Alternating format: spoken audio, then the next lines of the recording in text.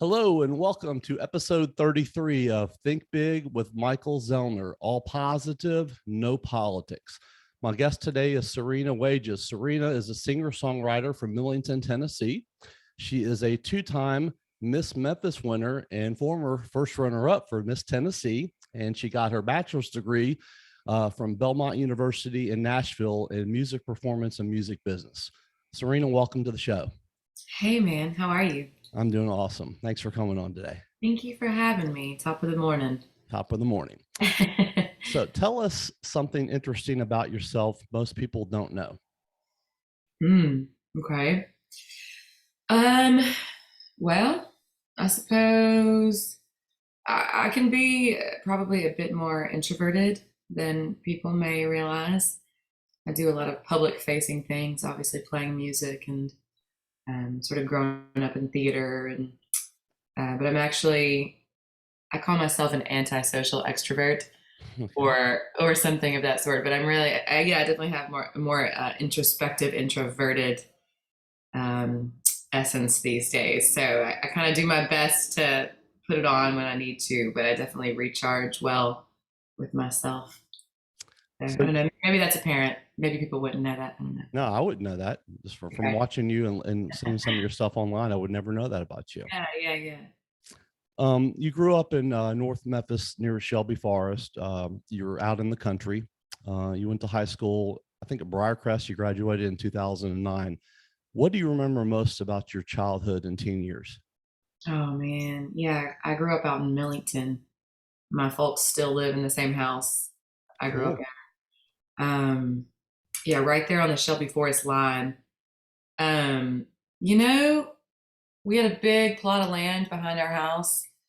We're very lucky to get to take some four wheelers out there, and we had a little pond. I remember my brothers fishing, and I had them on such pedestals my entire childhood. So I sort of had these pictures of them experiencing life out sort of in the middle of nowhere. It was beautiful. We were best friends with all of our little neighborhood crew, and my parents are hilarious.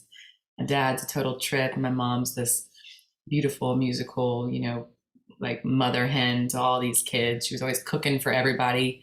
Our house was kind of the meeting spot. Right. We always had tons of kids in and out of the doors, and it was beautiful. It was a good, pretty southern, pretty low key childhood. How did you end up going to Briarcrest from all the way out in Millings? That's a long drive. A long drive, yeah. So I didn't transfer to Briarcrest until midway through my sophomore year of high school. I guess I did go a couple years in elementary school there and then went back to Millington. But so I transferred out there. I was super into theater at the time, and I was beginning to do theater at Theater Memphis. Mm-hmm. And so to be able to be in school and then head straight to rehearsal afterwards and sort of just to be in the Memphis theater community.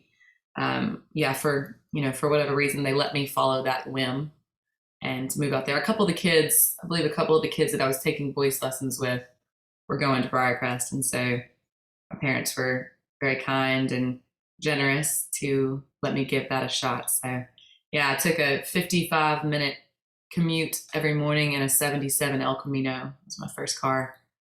I'd drive from Millington all the way up Canada Road to Briarcrest. So yeah, beautiful little morning drive.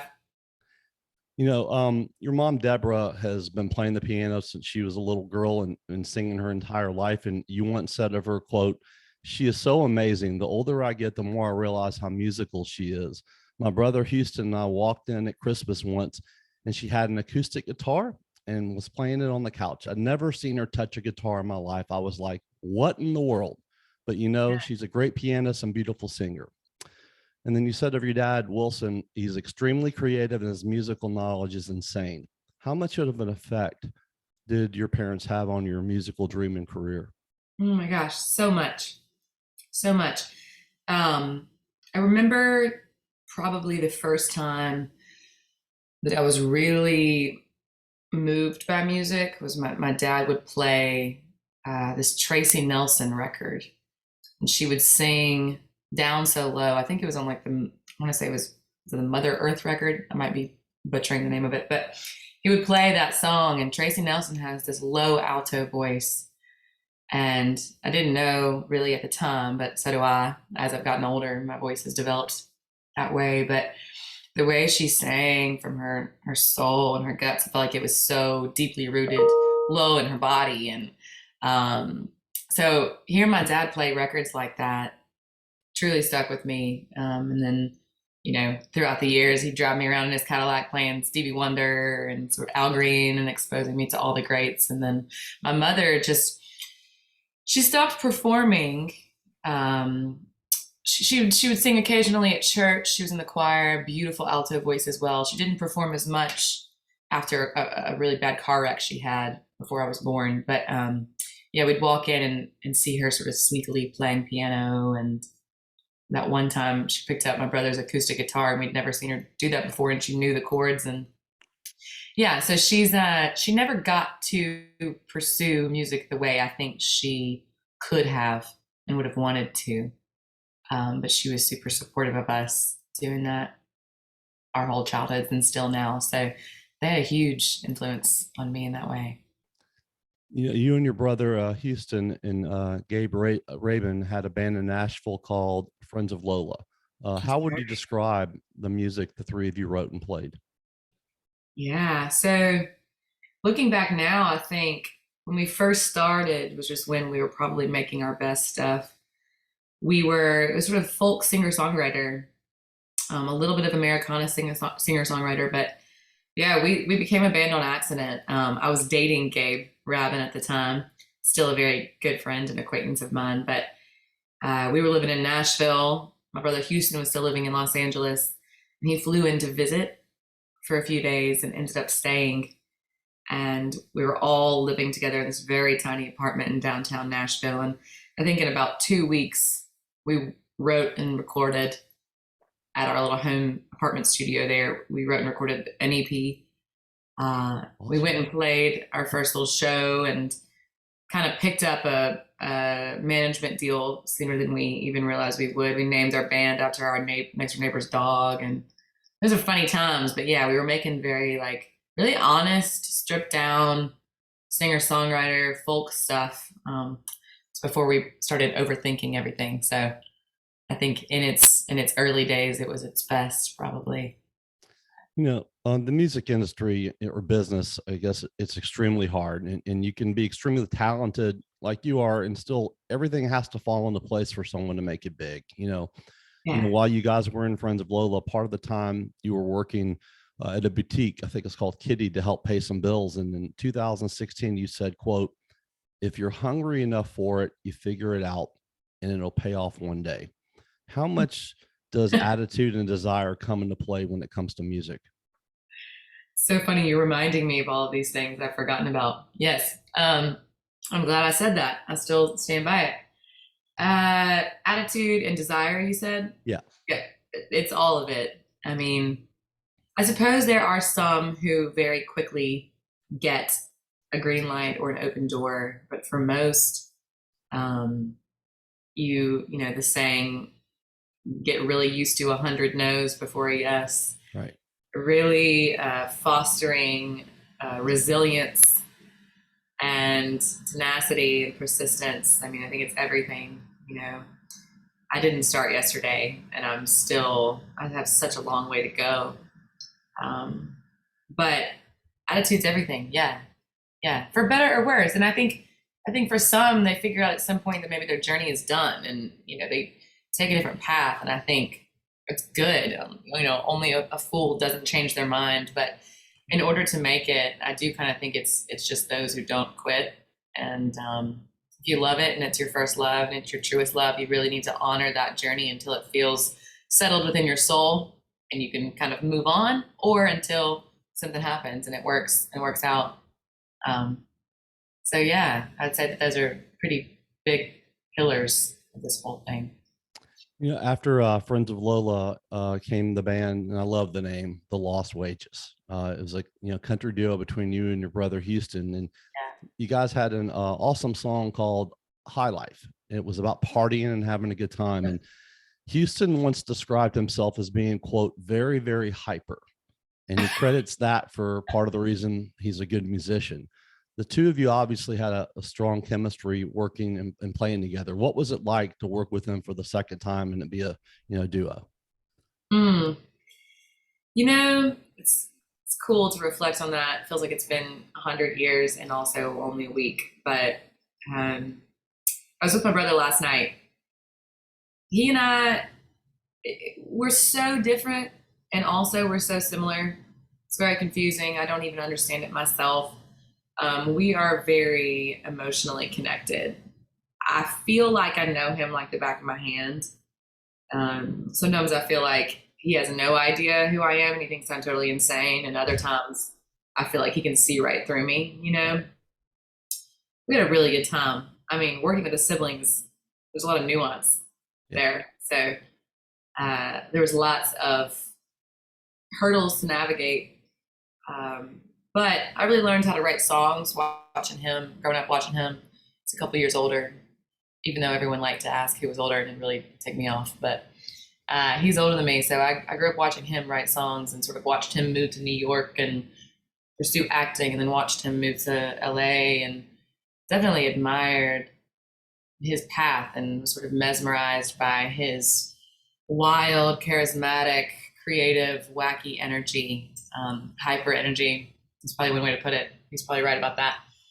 So yeah, I think I had such love and adoration for him that naturally, while we were making music together, there was just a ton of synergy, and we made some really beautiful stuff. We also made some stuff that neither one of us would ever listen to. And in hindsight, we can just see how much we were sort of chasing something because we thought we had to. So it's a complicated story there, but there's a lot of music we made that we truly loved, that really resonated with our souls. And, that sibling thing is real. So right. It was a beautiful time in my life, living in East Nashville, and we were wild as all get out, and we were having a blast. And it's really fun to think back on that. We were called the Wages until this other band in Los Angeles sent us like a cease and desist, essentially, saying that they were already the Wages. And we were like, this is our actual name. How is this possible? Right. We didn't want to put up the fight with attorney's fees and whatnot. So we became the Lost Wages. And it worked out better anyways. So. Yeah, that's a really cool. Just to come up with that name, did y'all just sit down and like try to figure it out? I remember it vividly. We were sitting in our living room after having a couple probably bottles of wine. Our dad was in town, and we were sitting there with our friend Jesse Cole at our place off, it was in Cleveland Park, like North 5th in East Nashville, old house. And we were so angry that we just ordered all this merch. Our dear friends had given us some merch so we could sell at our shows. And we made a pretty massive investment in just going by the Wages.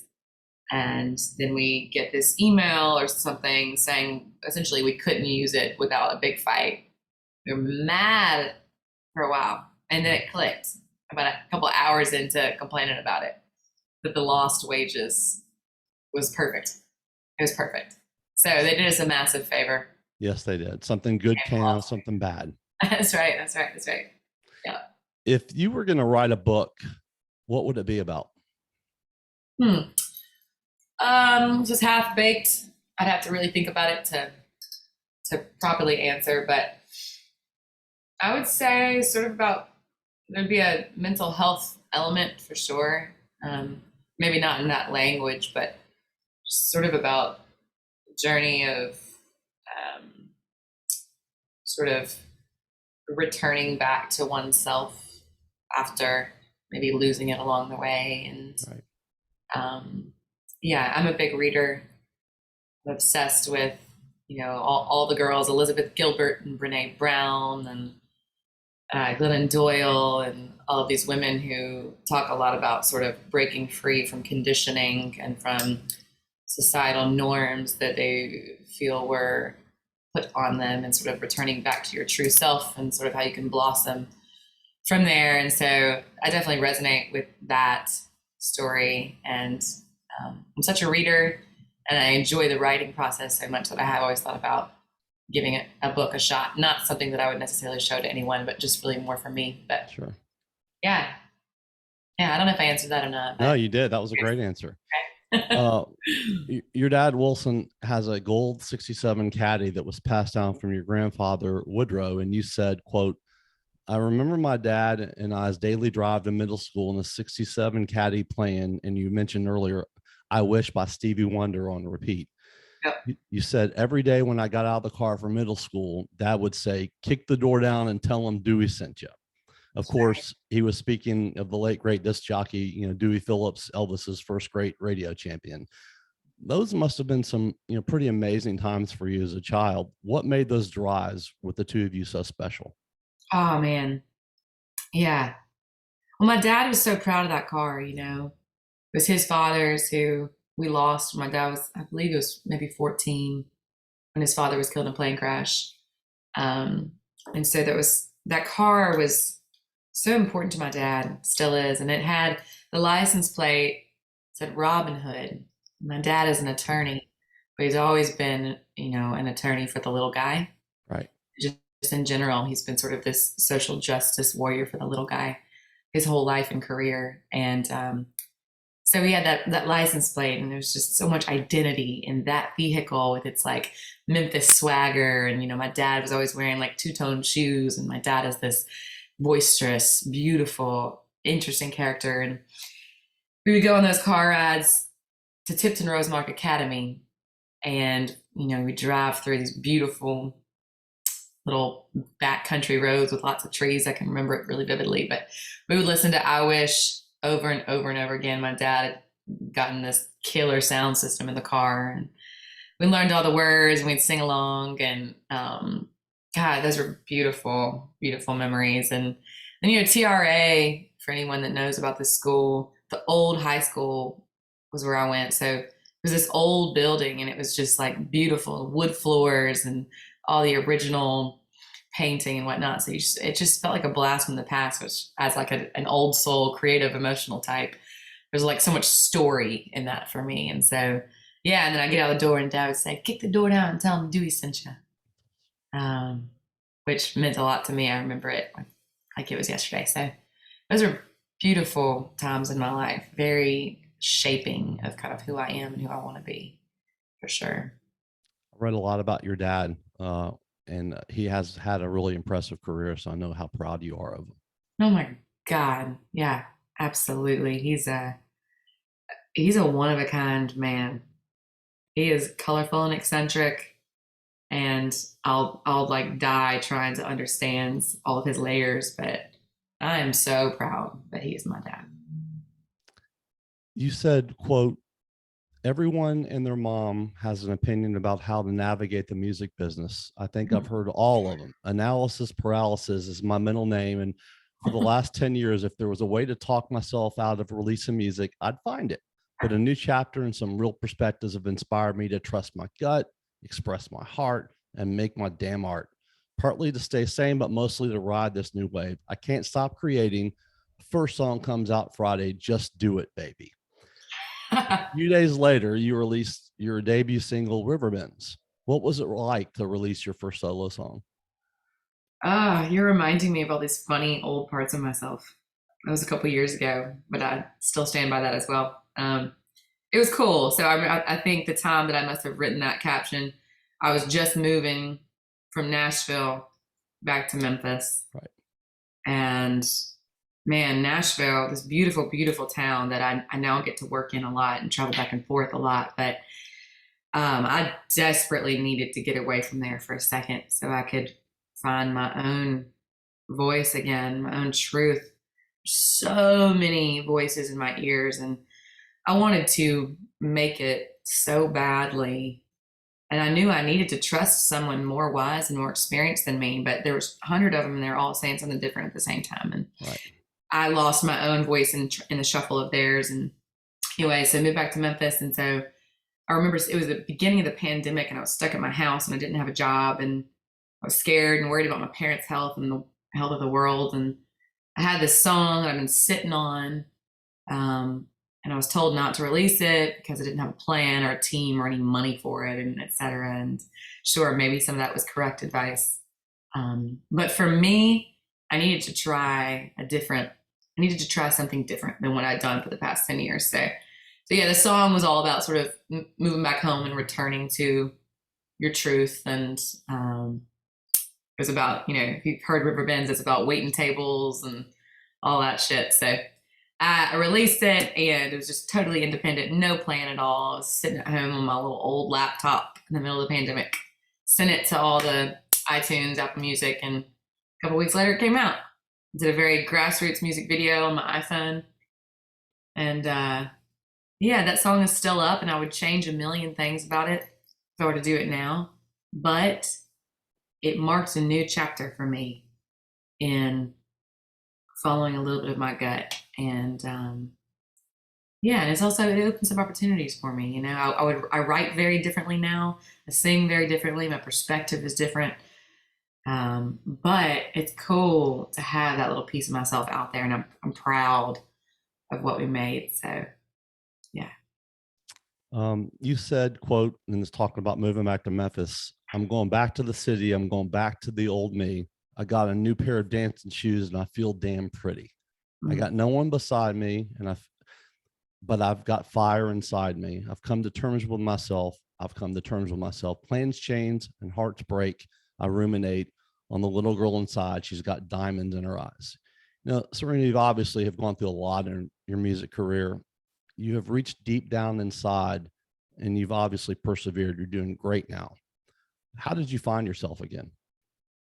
I think it's still a work in progress, therapy, a lot of therapy, a lot of communion with people that are smarter than me and more wise than me, and a growth mindset, an open heart, and an ability, or sorry, a willingness to sort of work through shame and fear and the unknown, and try to continue to look at hard parts of myself and heal them and grow and evolve. And yeah, that song is called Morning Sun. I wrote it in this past year, and it's probably the song that I'm most proud of, just because it's the most true to where I am right now. And I wrote it sort of in this period. I was actually sitting in this little balcony out here, and my musical director and guitar player, Joe Soto, had made this beautiful track for me, which is kind of how our writing process has unfolded in the last year or so. But I wrote this beautiful track, and I think it was a Monday, and I knew I needed to write. I was like sort of in this suffering spiral of pain, and I was throwing myself at this guy who wanted nothing to do with me because of his own bullshit. And I don't know, it was just this cyclical thing I'd done to myself. And I was sitting on this patio listening to that track, and I was just chugging coffee, and I wrote all these lyrics sort of in poem form, and then placed them in their proper spaces later. But yeah, so I'm going back to the city. I'm going back to the old me. I got a new pair of dancing shoes, and damn, I feel so pretty. And later in the song, it says, I've got no man beside me, but I've got fire inside me. I fall in love with myself. So yeah, I think the short answer was, I'm still figuring it out. Right. Work in progress. But a lot of trying to rid from self-deceit and trying to really look in the mirror and own your dark parts, and have the tenacity to keep on trucking. You mentioned, when you talk about a book, you talking about, the mental health aspect of it, and you just mentioned therapy. I think that, I mentioned this on social media, and I've become really transparent in the last year about opening up about depression and different things that I've gone through. So many people are scared to talk about it. They're scared to tell people that they're in therapy, especially guys. Guys, like, it's not cool. It's not macho. I'm like, I had one of my best therapists said to me, you are a stronger person to go and get help than you are not to go and get help if you need it. Yeah, man. And definitely stronger. Don't you agree? 100%.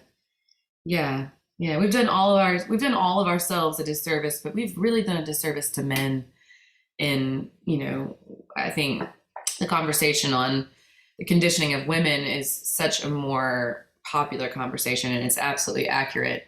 but also let us not forget the burden we've put on men to, ride in and out on their white horse and to never succumb to their emotions. And that's an impossible thing to put on anyone and a Right. man. And yeah, totally agree. Yeah, I have a great psychologist. His name is Eric Cassius here in Memphis, and I have a mindfulness coach named Greg Graber, and Yeah. they have just helped me tremendously. I mean, all the things that they, even through Zoom the last few years, Yes. it's just been amazing. So I mean, you got to take the first step and you got to do it. And I promise, if anyone out there, does think they need it, you need it. And Mm. there's people out there that will listen and talk to you. Yeah, absolutely. I have to watch myself because I've, I'm probably an oversharer when it comes to this part of my life. And you definitely don't want to push it on someone and like freak Sure. them out or just annoy the hell out of them. But, some people come to healing through different paths, yoga or meditation or communion with friends can also be the medicine for some. But um, I, like you, I've had my fair fair amount of struggle with anxiety and eating disorders and attachment issues, and you know, it's therapy has been the one thing that sort of helped me truly start to reclaim a sense of freedom for myself. And I'm a huge advocate because someone gave me the courage and green light, or someone lent me their courage as a model. And that's why I was able to get help. So I do kind of feel like it's a duty and a responsibility to try and break the stigma. It's okay. It's Right. hip. It's hip now to go Right. to therapy. We're It making is. it relevant. We're making it okay. You're not gonna like fall apart if you open up a tiny bit either. These people are trained and they know how to hold your hand through a slow and safe process. So I'm a very big advocate. And cheers to you for being the same as well. Absolutely. And back to you also. That's great that you're doing that for yourself. It does help. And if, like I said, if someone is struggling, get it, because you will see a different perspective, and you'll see that there is a light at the end of the tunnel that you maybe thought was really dim, but it's going to get bright again. Yeah, we're not supposed to have to figure this out by ourselves. Right. That's not how this is supposed to go. Right. Everybody has their stuff, people from the outside look in and think, oh, even with you, like missed, Memphis twice and everything, they think, oh, everything's perfect. Everything's perfect. They just don't have any idea. They just don't. Yeah, yeah. That's a bummer. It's not Yeah. perfect, Right. but lots of gratitude. Talking about Memphis, you said, quote, the city is a feeling. This place feels like the groove to Al Green's Mm. Love and Happiness. Speaking of Al Green, you talked about this. Your parents, Deborah and Wilson they used to dance in your kitchen to his music growing up. What was it like watching them do that? Oh man, I love to see affection. You know, my parents are very different people, and sure, just like any marriage, they had their speed Sure. bumps as well. But one thing they always could connect on was sort of late night having a glass of wine, and then my dad gets the music going and we're all dancing, and love and happiness and let's stay together. And uh, my dad loves to dance, and so does my mom. And I remember, of course, being like, ew, as a little kid. But in hindsight, like, I hope to be able to model for my potential children one day affection and connection like that, and vibrancy, or vibrance, I should say. And yeah, those are cool. Those are cool memories. They still do it. Nothing's changed. They were doing it last night. I was at their house in Millington Cool. on the patio dancing Al Green. So, yep. I know you've had a lot of musical influences in your life, and one of them happens to be, someone you mentioned a while ago, Joe Restivo. Some of the things you've said about him are, quote, this guy could move to a bigger city and be a famous guitar player, but he doesn't give a shit about that. My word for Joe is integrity. And you also said, Joe created the music that brought my story out.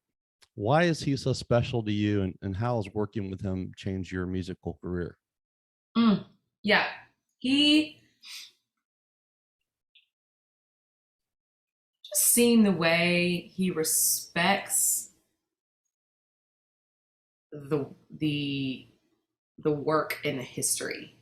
He really, and he's taught me this just from watching him and also just with advice he's given me, but he studied the work meaning the music of this town, and he studied the players, and he honors their legacy in that way. And yeah, I mean, he is anyone that knows him is like, yeah, that's he's incredible. He's sort of savant like. But yeah, he had a wonderful career in New York for a while, and he's back in Memphis here. But he cares so much less about the pizzazz and the notoriety, and so much more about offering a public service to the people in front of him, of delivering to the best of his ability this incredible music that came from this town that provides so many people across the world so much joy and release. And the integrity in that is just such a lesson for me. And he's just a brilliant person too. He's like a history buff and smart, interesting guy. But yeah, he's got these voicings that he comes up with on the guitar that just evoke these emotions that it's like we're our souls were supposed to sort of our musical souls were supposed to meet, but creates these beautiful tracks that immediately evoke something in me. And I can really tell when he sends one that's going to become something real. I'm like, that's going to be something. And I always tell him, I'm like, that's going to be one. And yeah, and then I get to put my little, overly emotional stories on top of them. And it's working. Not working necessarily in a means of, success, outward success yet, but it feels true and it feels right and accurate. And he's having fun and I'm having fun. And yeah, I'm so grateful the world brought us together. I don't believe in coincidence. And the fact that you ended up coming back here and that ended up working out with the two of you working together, that was supposed to happen. Yeah, yeah. Well, and I remember when I came back to town, I didn't know any players here, and I'm a really terrible guitar player. I play like the bullshit chords with a capo and like try to turn myself down really low so I don't mess the rest of the band up. But so I knew I had to find my crew here because I had my crew in Nashville, a wonderful crew that I built it for 10 years. And I knew I had to find someone here, and I asked a lot of people about Joe Restivo, and their response was, yeah, but he's really busy, and he's questionably the best guitar player in Memphis, and in other words, like, check, he's not gonna give you the time of day. So Right. and I said, whatever, I'll give it a shot. And I like DM'd him on Instagram and asked him to have a coffee and just picked his brain. And anyway, so we ended up becoming great friends, and I love him and love his girlfriend Emily, and I love his dog. And I'm very blessed to have him. That's awesome.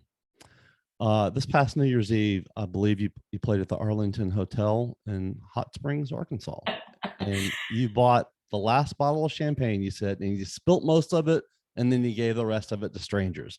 You said you quote solo danced to the sound of Werewolves of London, which I remember that song well. Tell us a little bit about that because it sounds pretty cool and it also sounds pretty funny. It was a weird night. It's a weird night. Great night. I grew up as a kid. My family and I, we'd go to Hot Springs every year and stay at Sun Bay or at the Arlington. And so I don't think it's changed since then. It's exactly how I remember it. And anyway, so my family and I didn't play a show actually. I mean, I put on a show, I'm Right. sure, but I was with my family on a little family vacation. So my brothers and their wives, my wonderful sister-in-laws, and my parents and I. So I was like the only single solo one, and we were at this, small town New Year's Eve party, and I convinced the whole family to sneak in to the VIP ballroom upstairs where there was a live band, and I was just buying bottles of champagne, as you just reminded me. Yes, yeah, there was a Werewolves of London moment. It was a it was an eventful evening. Yeah, good times. Good times though. It was good. Good to be with Yeah, the fam.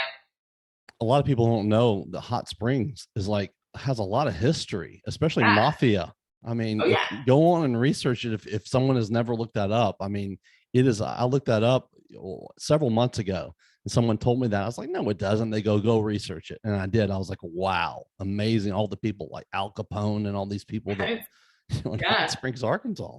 Yeah, it's such a quirky little town too, because you've got sort of like this, there's some sort of funny, like touristy kind of little things that are maybe not that I'm not super drawn to, but then there's also like little like really cool like artsy dive bar, and it's very cool. And of course, it's beautiful. If you can go out for a hike or something. So yeah, we had a solid time. We left an impression, I'm sure. The Wages, we pack a punch, we pack a punch just by ourselves, and you put us all together, and whew, it's something.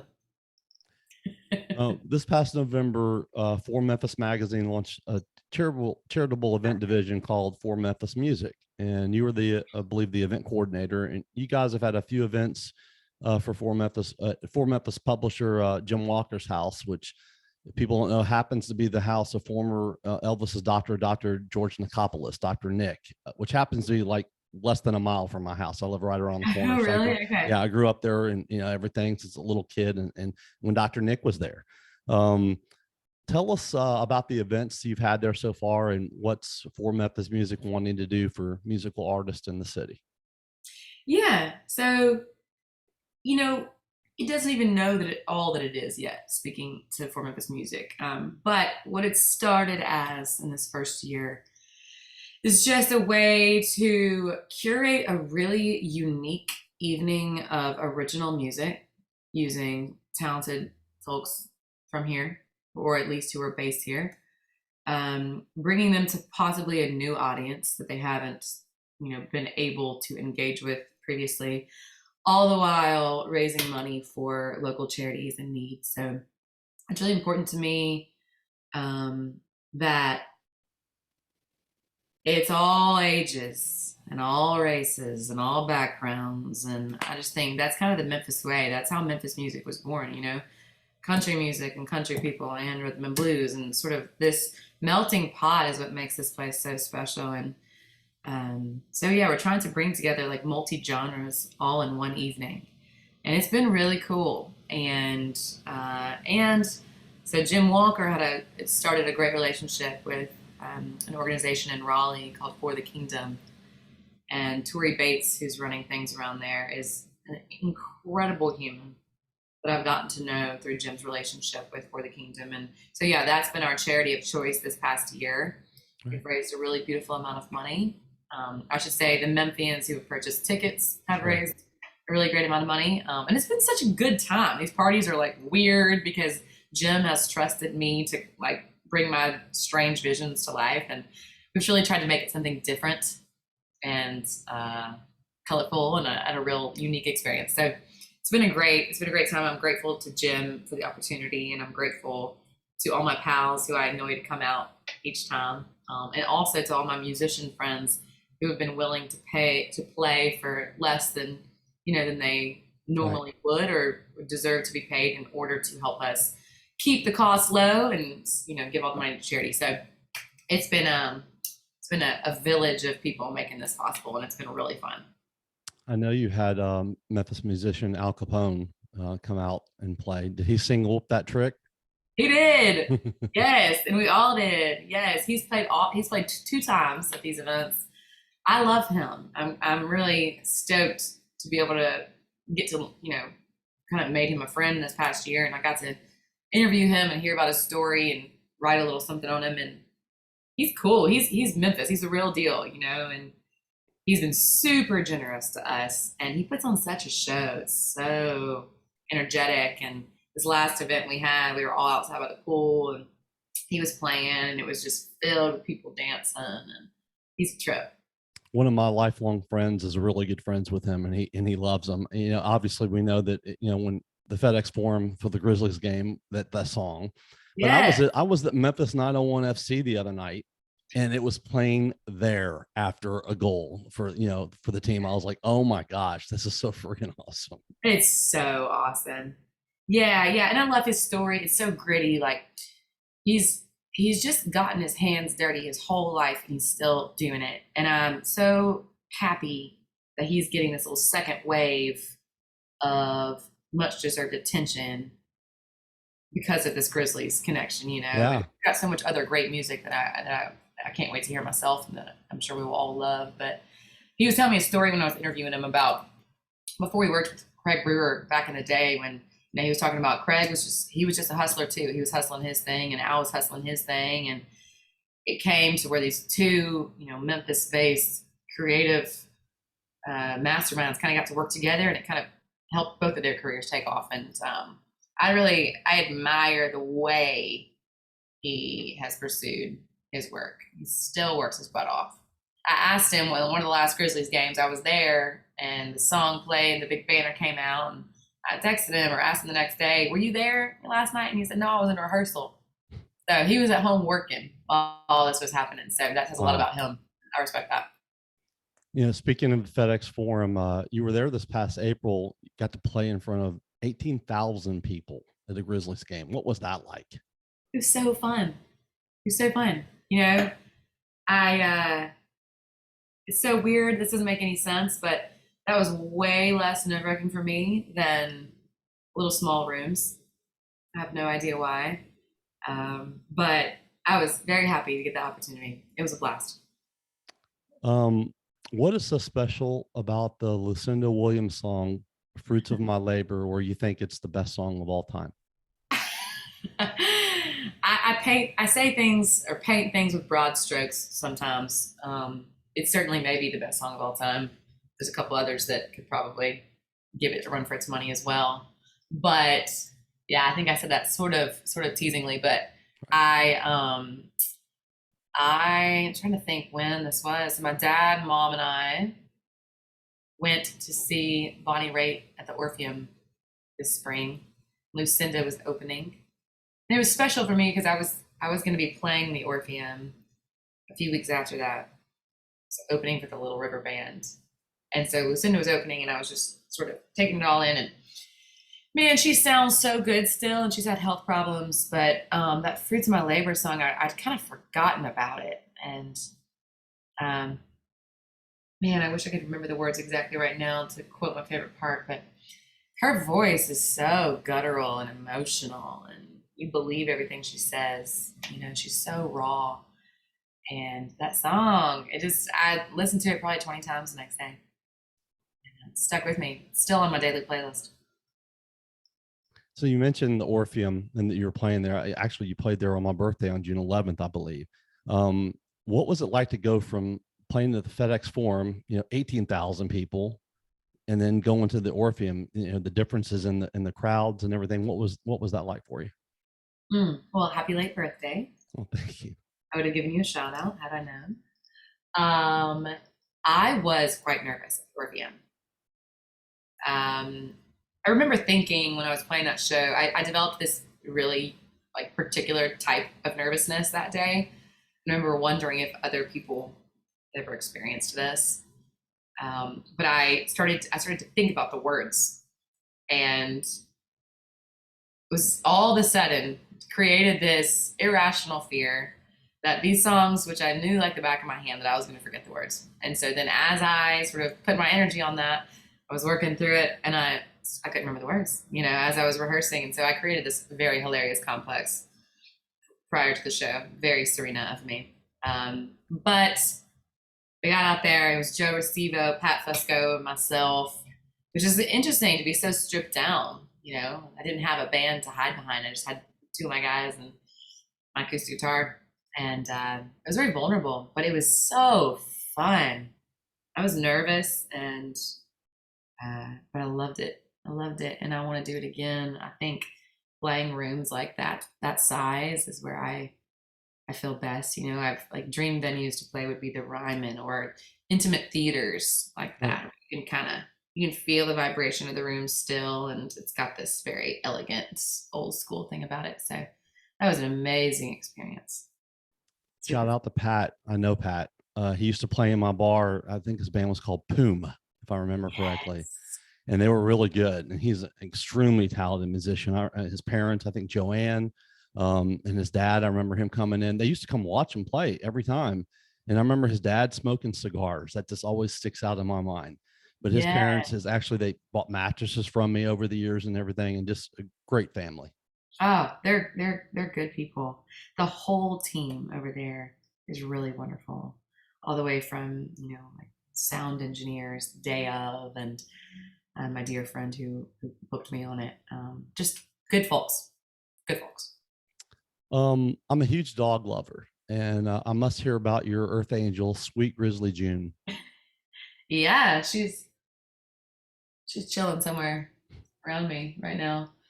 Yes, I got a dog when I was, let's see, I was 20, 25. I just went through a massive breakup. Had no idea what I was doing. I had no money. I was a bartender at a place in East Nashville. And I had a lot of displaced love that I needed to do something with. And yeah, I'm pretty sure I went for like margaritas and then went to a pet shelter and adopted a dog. And it was the best decision ever. She was my little sidekick. She got me through some tough years, and she's hilarious. She's the sweetest thing in the world. I'm a huge dog lover. But I definitely feel like I can't take on another one. She's enough. It's like having a child. I'm sure people with children are like, no, it's not. But Right. for me, It this is a big is. step to keep this alive. Right. She's awesome. She's got a huge personality. She's super funny. So, and I was living in Nashville still, like I said. So, Grizzly June, of course. I got her Right. in June, and Grizzly was my little nod to Memphis. Now that I live in Memphis, so I go to the dog park and I have to yell her name. I'm like, it's so on the nose. Like I probably would have not gone with the Memphis theme had I Right. known I was going to be living in Memphis. But Right. she's awesome. She's a little pit bull mix rescue. She's a lot. She's a good one. People don't realize I have three miniature schnauzers, and they're all 12 and a half. I'm very blessed. And, going through tough years, they help tremendously. Like you said, when you're going through a breakup, the people don't realize, the unconditional love. It's just unbelievable. Oh yeah, yeah, absolutely. Just a warm, loyal being is like in your bed at night. She sleeps with her head on my chest, which is really insanely cute. So That is. yeah, and I would carry her around in my lap when I first got her. She'd ride in the car with me in my lap. And so now she's like 80 pounds and can't do that, but No. yeah, she's my little sidekick. She's cool. If you had a theme song play every time you walked into a crowded room, what would it be? Ooh, what a question. Okay. If I had a theme song play, man, I'm gonna really think on that one and submit an answer I know that's a tough one, after. for especially if they're a Yeah. musician. Yeah. Oh my God. That's like pick a favorite album. I'm like, no chance. This is not a theme song and that it doesn't relate to me per se, but Angel from Montgomery was always my favorite song. And still, written by John Prine, still maybe the best song. It's so popular that maybe it's cliche to call it the best song ever, but I think it's actually just maybe the best song ever. Um, Give me one thing I can hold on to. It's just little lines like that. He's such a genius, of course. And then Bonnie Raitt's voice, the version she made, her singing Prine's words. Oh my God, there's so much in that. Even as a really young kid, like third grade, I remember knowing what he meant. That like sometimes adults just need something tangible, like make me a poster of an old rodeo, and then the lines about there's flies in the hitch, so there's flies in the kitchen. I can hear them buzzing. Ain't done nothing since I woke up today. I remember being young, I didn't have the words depression yet, but nor did I have that experience yet. But I remember resonating with the sense of uncertainty and like sort of like anxious stillness. And there's so many moments in that song it hit me so young, and just I hear it now and my heart still swells and I feel very free. And I also feel very free to not feel well, you know, and there's a lot of permission in that song. And so, yeah, without having time to really ruminate on that one, I'm going to go Angel from Montgomery. Okay. What is the best compliment you've ever gotten?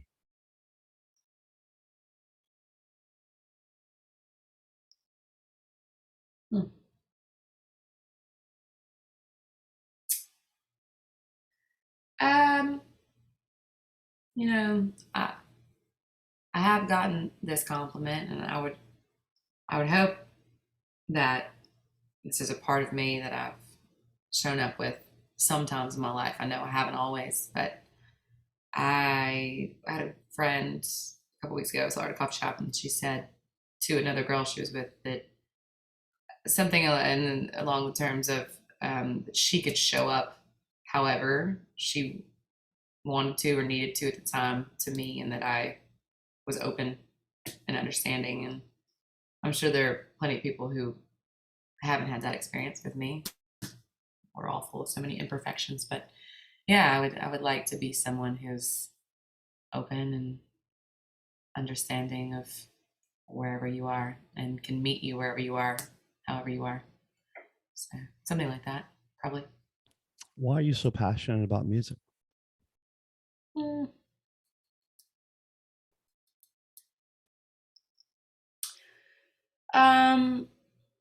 I'm passionate about my music career because learning how to do a music career is teaching me how to do life.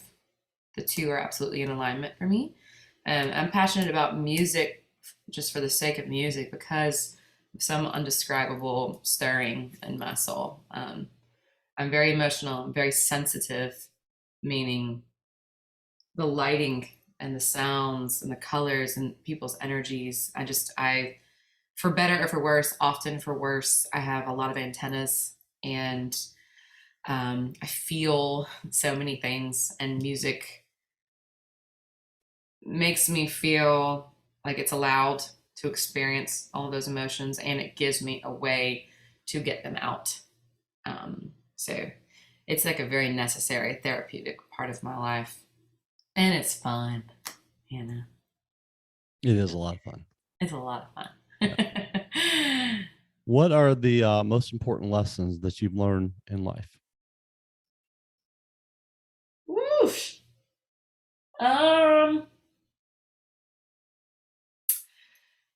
To be slow to speak. I've learned them the hard way, let me say. To be a good listener. I would say that a lot of people really need to be seen and heard and haven't been given that. And so to listen, to be attentive and present.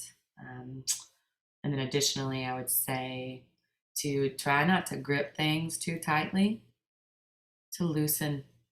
I love the saying high engagement and low attachment. I love it because it doesn't come natural to me. So right. To loosen, to lighten, to allow for the natural flow, to relax. Yeah, those are just a few. Awesome. How can people find you on social media to listen to your music and to see where you're playing? Yeah, so Instagram is where I'm most active. I need to get better at the socials. I've been in the music creation phase, the behind the scenes phase. Things haven't come out yet, so I've been allowed to sort of hide and do my thing, but I will try to do better with the other platforms. But for right now, Instagram at Cyrena Wages, Cyrena, wages like money. That's where you can keep in touch with me, message me, chat with me. Love to respond, shoot the shit, all the above. So yes, of course, CyrenaWages.com as well for show dates when I remember to update them. So okay, I'll do that now. Yeah, I first heard you live at Rail Garden at the end of April when you were playing there with my longtime friend Nick Pagliari. Oh Yeah, he used to play in my bar. He's great. He's just always been such a nice guy, and I love Nick. You blew me away with your talent and strong vocals, and I'm a big music critic, so you were really good, and you have such a presence on stage too, and that was really apparent. It's been really a pleasure to have you on today and to interview you. It's been a lot of fun. Well, thank you, and cheers to you for doing something new and following your passion and starting a podcast and giving an opportunity, a platform for open and honest conversations. So, right on, brother. We need Thank more of it. you. Absolutely. And I'd love to have you on again down the road sometime too. You got it. All right. Thanks so much. All right. Cheers, man. All right. Bye bye.